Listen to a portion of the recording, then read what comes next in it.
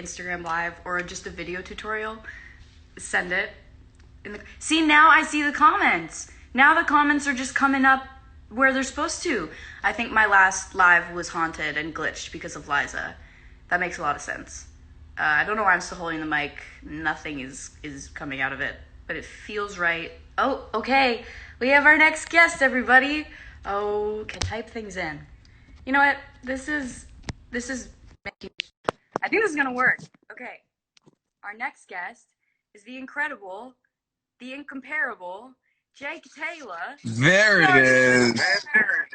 Hi. How you doing?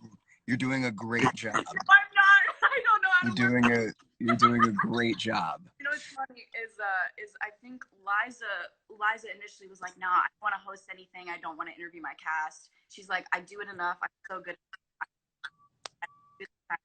So when they asked me, I was like, Liza should do it, and she was like, nah. I'm gonna make you do it. I was like, cool, that's fun. No, it's great. It's a good exercise, and you're doing a phenomenal job. Hello. Hi, chat. Hi, everybody. Hello. I'm starting to see comments on the bottom now, so this is good. But I have some questions for you from fans. Also, where are you right now? You're in a vehicle. I'm in my car, sitting outside of a Starbucks that my lovely fiance is grabbing for me. Thanks, baby. Yeah, absolutely. Ellie's here. Hello. Hi. Just answering some fan questions. What did you guys get? What are your drink orders? Well, I think she just got me. Did you get anything for yourself? I don't need a coffee right now. No, she doesn't need coffee right now. She just got me a coffee. Oh, she's wearing a mask like a queen. Yeah. Well, not anymore, but I was. Oh my gosh, you haven't met yet, have you? No. Oh, Ellie, Sabrina, Ellie. Yeah, nice to meet you. Nice to meet you. We got a social distance hang at some point in time. We do. It was really funny to be able to celebrate with the cast on Zoom on the day of the release. Everybody together was so special because a lot of our cast is obviously in Toronto, and then our director is in Colorado, and then Michelle is in the Bronx, and we're in LA. Like, everyone's all over the place, and so it was really cool for everyone to come together. Absolutely. It was a good moment. And I'm glad we didn't do that on Instagram Live, though, because there definitely would have been technical difficulties. Well, and that Laura kind of hosted it. Like, that was really, so sweet. She's just the best. She's the best. I have some fan questions for you. Answer as you will. This one Great. is so funny, and I want to know this because I feel like this is like your life story. But where did you learn to dance? I learned to okay. Okay. I want the specific place. The specific place was my living room with a VHS tape that I ordered off of the infomercial, the 1-800, this, that, and the other. It's a tape called Darren's Dance Grooves.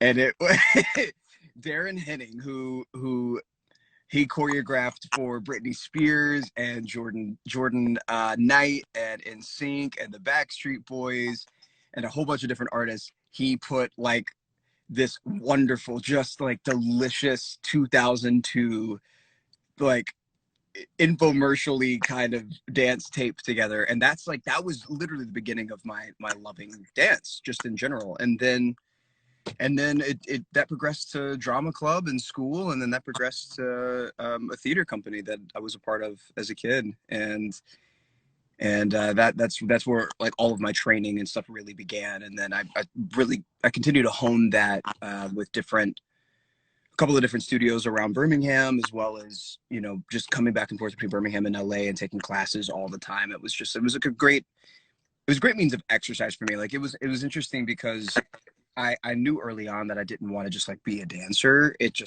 They work too hard, frankly.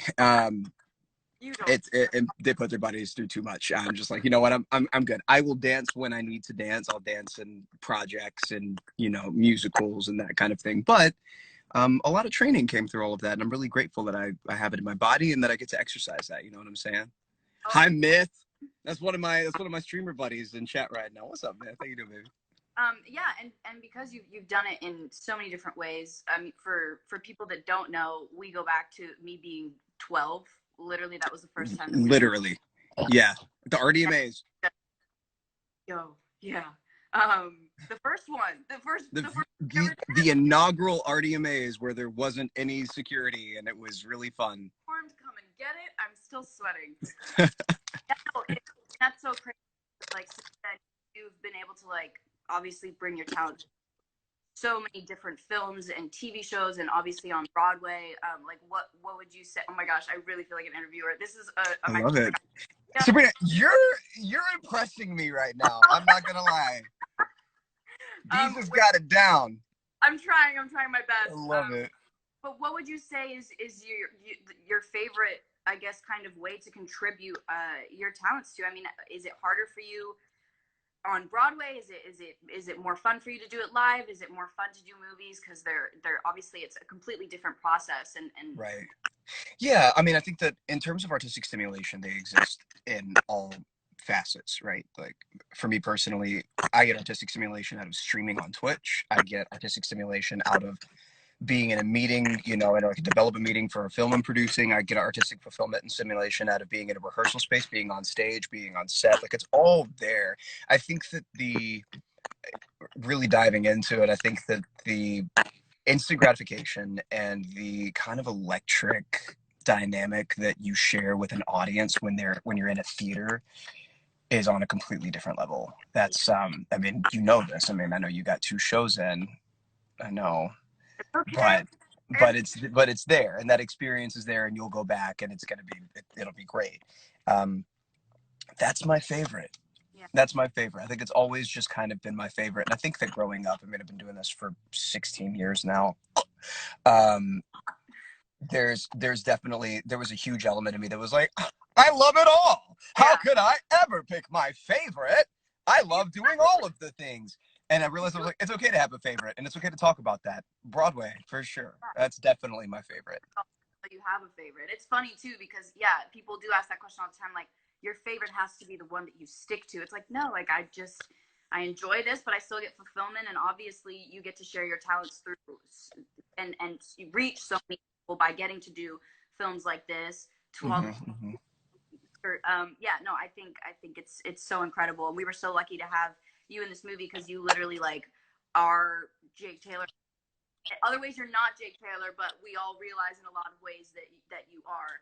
And I appreciate that. This question is really funny. How did Jake pay his rent? Ellie's laughing. He might have hit the pole. It's hard to say. You know, man, that's a really great question. I think that it was one of those like paycheck to paycheck moments. It also didn't last for too long. Jake ghosted Quinn for a minute, but you know, I think he figured it out. I think he I don't know, maybe he taught privates. Maybe I have no clue. Maybe he taught privates. Maybe that's what it was. Maybe he just, you know, wasn't working at the studio anymore, but the parents really loved him still and still wanted their kids to be taught by him. So they like figured it out. I think that's probably what happened. I like this narrative. I think through these questions, we are writing the sequel and we don't realize it. Potentially, yeah, potentially. What would you say, and you were also like back and forth shooting between this and other things, but what would you say when you were around, like, was your favorite moment of being a part of working or favorite scene to film? Oh, man. I know it's loaded. I mean, it was summer camp. It really was like that. And that's been my favorite way to describe our process, right? Is that they threw a bunch of us in Toronto, which is an awesome city and provides a lot. And, you know, you can kind of do anything there, which is really great. Obviously, COVID wasn't a thing at that point, so we could freely go and have wings and watch, you know, Raptors games and that kind of thing. But, yeah, I mean, what I've been saying, which I think is not too dissimilar from what we've all been describing the process. Like, it's like they threw us all in a city and let us all dance and be fools, and we kind of accidentally made a movie after all of that. You know, all of a sudden there was just a great film that we made and had a great time.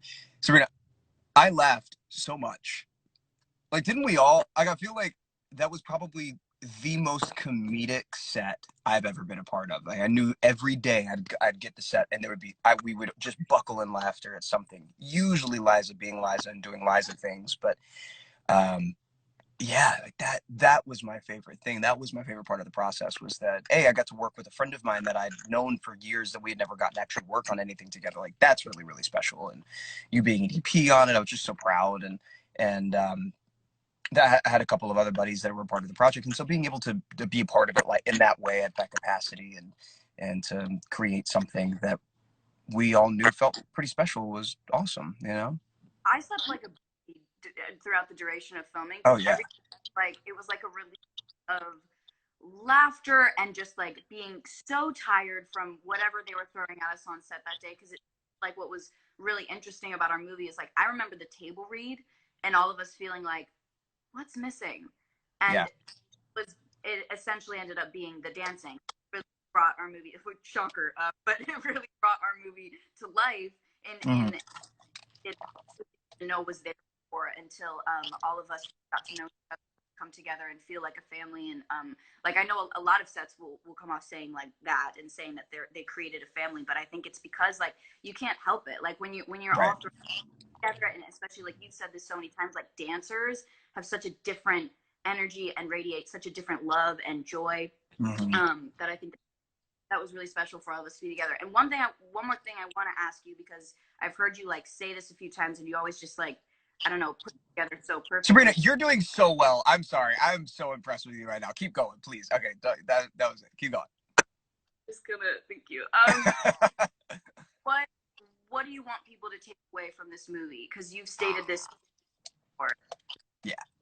Yeah, no, it's my favorite thing to talk about. I mean, I think that there's the Jordan that grew up watching the dance films, everything from Save the Last Dance to Honey to the Step Up series, my favorites, You Got Served, blah blah blah.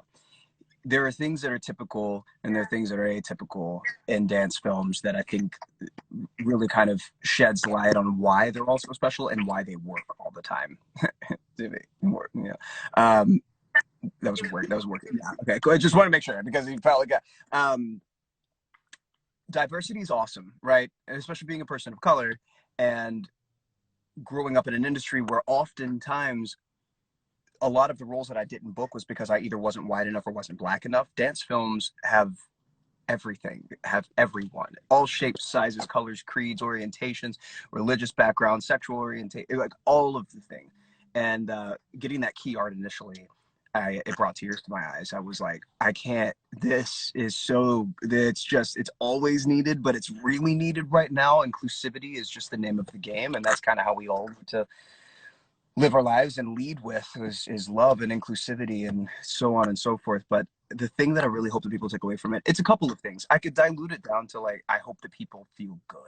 I really want people to feel good in the way that we felt good making it, and the way that, as fans of the film, not only were we a part of it and we're part of the creation of it, but I feel good after watching it. And I hope that people take that away from it. I think that the main thing that I love about it, and why I'm so amped about Work It, and why I love to talk about it in general, especially with it being a dance film and in that genre, dance is definitely the category. Like, it's that vehicle that takes you from point A to point Z. But this film is really about people. It's about life throwing you curveballs. The life threw the whole world a curveball with the season of life that we're in right now, right? And I think that how we navigate it, how we swing for the fences and all of this, will dictate our joy. It will dictate our consistency as humans, and our ability to kind of bend and mold to whatever is thrown at us circumstantially. Like, that's how we grow as people, right? And I think that watching Quinn, watching Jake, watching Jazz have some curveballs thrown at them, and I think the learning. Oh, can't tell if I'm frozen or if it's young Jordan in the car. He's gonna come back though, and he's speaking facts, so I want him to finish. Oh no, am I frozen, or is it him, or is it me? How much of this is gonna end up on IGTV when I save it out? Oh, Jordan is gone. Jordan has left. He was in the middle of saying something so beautiful. Oh, it was him that was frozen. Oh, okay. Got it. Good to know. So I guess, no, love, it's him. Okay, great. So you guys heard everything I just said as I was rambling. That's nice. That's cool. This is why I don't go live too often, but okay, so I'm gonna end it start it again because again I can't hit this button. Very sad. Okay, BRB guys, make sure to join in again. We got another guest coming, and I'm gonna finish with Jordan.